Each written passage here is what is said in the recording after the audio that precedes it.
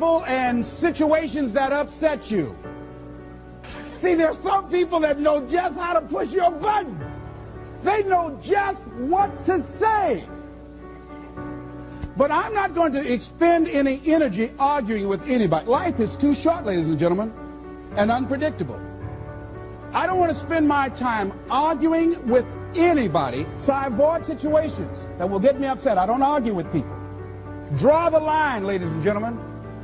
There are certain things that we just go through life just taking, and at some point, you just got to draw the line and just say enough is enough.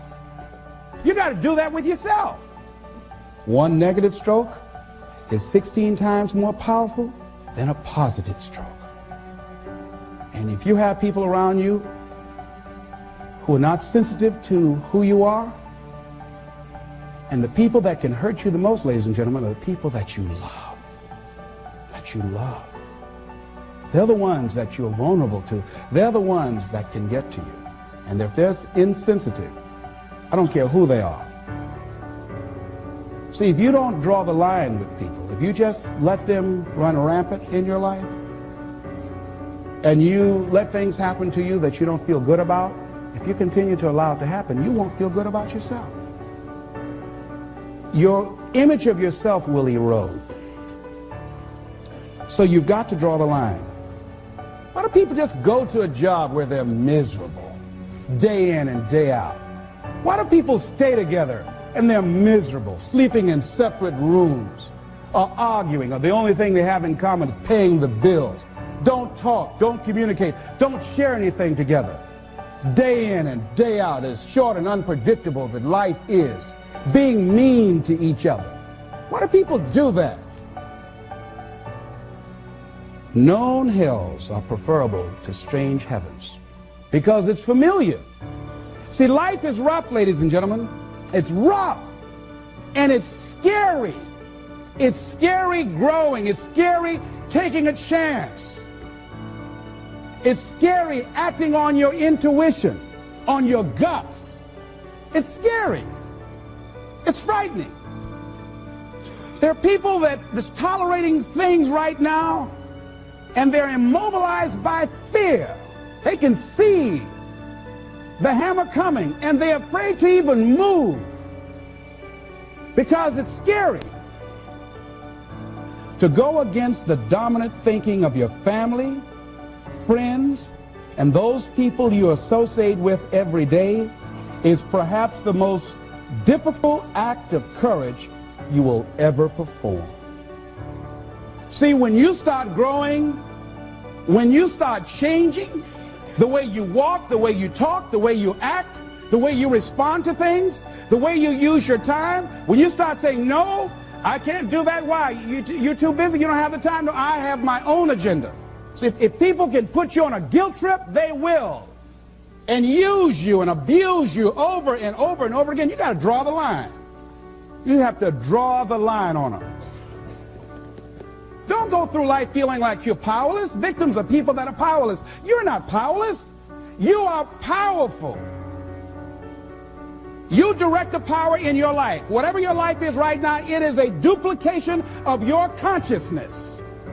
It's a result of how you have decided to use your power. That's all it is. That's not who you are. That's just a perverted use of your power that you aren't satisfied with. And you've got the power to change that. Wherever you are, how, I don't know. But I know you've got the power to do that. But you don't know what has happened to me. It really doesn't matter what has happened to you. See, the only thing that really matters is what are you going to do about it? That's all that matters. That's all that matters. You can allow it to destroy you, or you can allow it to build you up. We never get to a level where we feel that there's nothing else for us to do, that we've achieved certain number of goals and we figure that we're through. No, no. You don't want to stay there and celebrate too long like a lot of people do. When they do something they consider outstanding, they go around talking about what they used to do. See, let me tell you, I used to do this and I used to do that. Excuse me, used to be's don't make no honey. What are you doing now? You're still here breathing. That means you've got some more to give. Doesn't matter how old you are, doesn't matter about where you are, doesn't matter about what you have, doesn't matter about what you've done.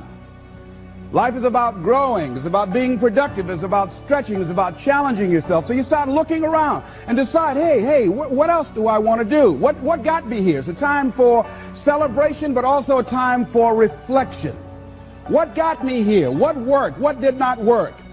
What do I need to do to repeat so that I can get the same kind of results in other areas of my life?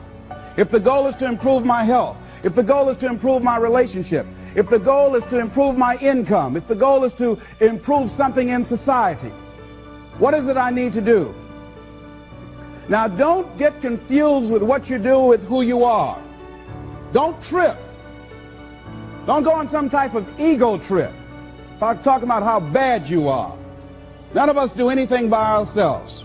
Develop an appreciation for external support as well as good fortune, because all of those things play a role. The other thing is, don't go overboard celebrating. You must meet with triumph and disaster and treat those two imposters just the same. You look at it, hey, I did it. I feel good about that. Now you're moving on to the next thing. Things did not work out the way you wanted them to work out.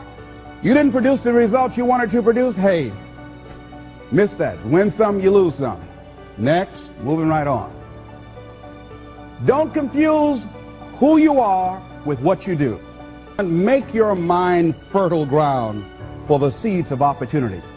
Think, if you want to experience a sense of fulfillment, you've got to have an open mind so that ideas can come in there and take root and grow. So part of beginning to have fertile ground, you got to break that ground up. You got to break up that hard crust. Because if you don't, seeds will fall there and the wind can blow them away, the winds of doubt. When you're set in your mind and you refuse to grow and you're not open to new ideas, new methods, new ways of doing things, if your mind is already fixed, you become stagnant. You can't grow. You can't have a sense of fulfillment. You become extremely cynical and negative about everything. You know it all. So you want to begin to look at life and have a sense of curiosity, not know it all. You want to keep learning, keep growing. Realize that we had a theme. You never find out how much you know until you find out how little you know. And there are some people you can't tell anything.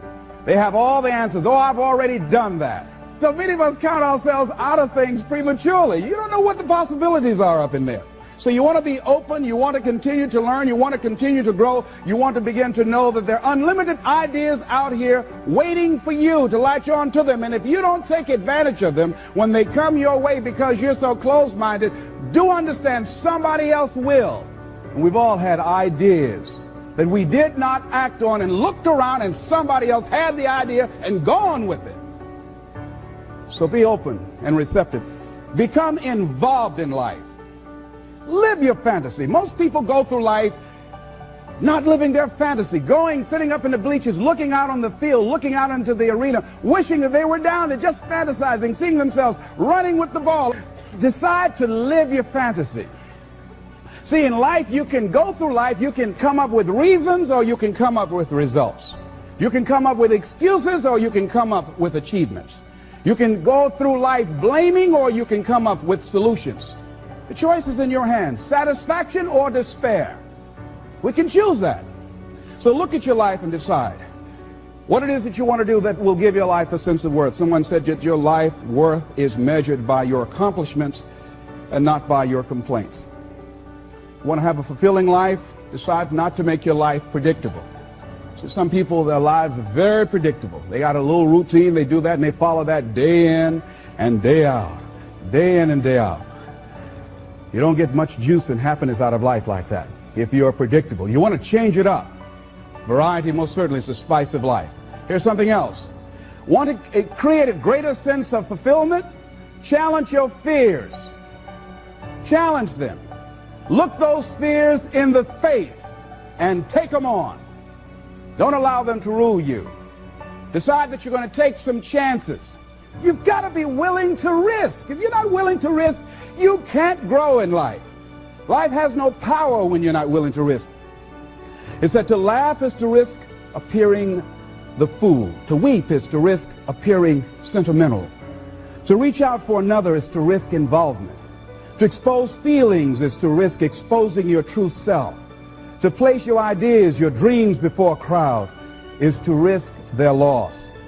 To love is to risk not being loved in return. To live is to risk dying. To hope is to risk despair. To try is to risk failure. But risk must be taken, because the greatest hazard in life is to risk nothing.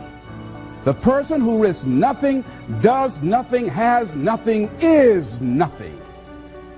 They may avoid suffering and sorrow, but they cannot learn, feel, change, grow, love, and live. Chained by their certitudes, they are a slave. They have forfeited their freedom. Only a person who risks is free.